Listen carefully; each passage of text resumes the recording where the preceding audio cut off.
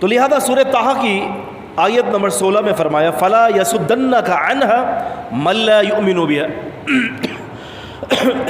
اے نبی صلی اللہ علیہ وسلم، آپ کو وہ شخص کہیں روک نہ دے جو ایمان نہیں لاتا، جو یقین نہیں رکھتا، وَاتَّبَعَ هَوَاهُ، اور وہ شخص اپنی نفسیانی خواہشات کی پیروی کرتا ہے۔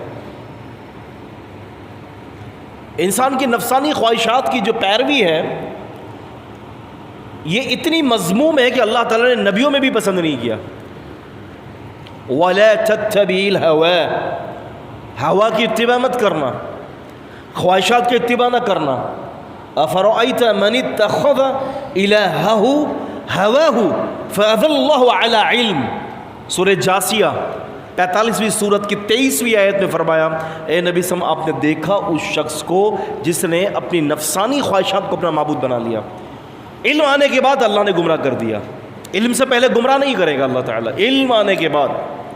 اور نہ ہی اللہ تعالیٰ کبھی بھی کسی قوم کو ان کے گناہوں کے سبب برباد کرے گا تب تک جب تک کہ اللہ تعالیٰ کوئی نبی نہ بھیج دے۔ وَمَا مُعَذِّبِينَ حَتَّى نَبْعَثَ رَسُولًا، وَمَا ما یہاں عربی میں نفی کے لیے آیا ہے، اور نہیں معذبین، ہم عذاب دیتے ہیں، یہ جملہ خبریہ ہے، ہم عذاب نہیں دیتے کسی قوم پر یہاں تک کہ ہم اس میں کوئی رسول نہ بھیج دیں۔ اگر لوگوں نے رسول کی بات مان لی، رسول کی اتباع کر لی تو عذاب سے بچ جائیں گے، اور اگر رسول کی اتباع نہ کی تو عذاب سے دوچار ہوں گے۔ تو فرمایا کہ وہ جو وَاتَّبَعَ هَوَاهُ فَتَرْضَىٰ، جو اپنی خواہشات کے پیچھے لگا ہوا ہے، اگر آپ بھی اس کی اتباع کریں گے تو پھر کیا ہوگا؟ فَتَرْضَىٰ، اے نبی صلی اللہ علیہ وسلم، تو پھر آپ بھی ہلاک ہو جائیں گے۔ نفسانی خواہشات، وَإِذَا قِيلَ لَهُمُ اتَّبِعُوا مَا أَنزَلَ اللَّهُ قَالُوا بَلْ نَتَّبِعُ مَا أَلْفَيْنَا عَلَيْهِ آبَاءَنَا أَوَلَوْ كَانُوا آبَاؤُهُمْ لَا يَعْقِلُونَ شَيْئًا وَلَا يَهْتَدُونَ۔ سورہ بقرہ کے اندر فرمایا آیت نمبر 171 میں ان کی مثال اللہ فرماتے ہیں ایسی کہ ان کو کہا جاتا ہے کہ آؤ اس چیز کی طرف جو اللہ نے اتارا، تو کیا کہتے ہیں؟ ہم اپنے آباء و اجداد کی تقلید کریں گے۔ وہ آیت رد تقلید کے لیے ہے، اہل علم نے اس آیت کو رد تقلید کے لیے استعمال فرمایا ہے۔ فرمایا کہ ان کے آباء و اجداد میں نہ عقل تھی نہ وہ ہدایت پر تھے۔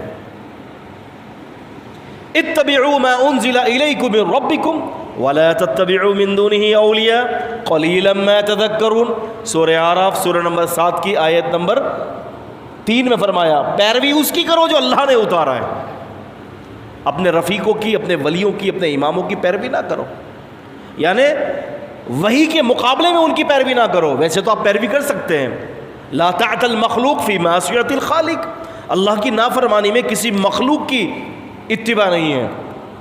عام حالات کے اندر آپ کسی کی بھی بات مان سکتے ہیں، خاوند کی بات جو ہے وہ بیوی مان سکتی ہے، ماں باپ کی بات اور بچے مان سکتے ہیں، بچوں کی بات اگر صحیح ہے تو ماں باپ کو بھی ماننی چاہیے۔ ہاں لیکن جہاں کسی کی بات شریعت کے تصادم آ جائے تو پھر وہ بات قبول نہیں کی جائے گی، بلکہ اس کام کو، اس بات کو رد کر دیا جائے گا۔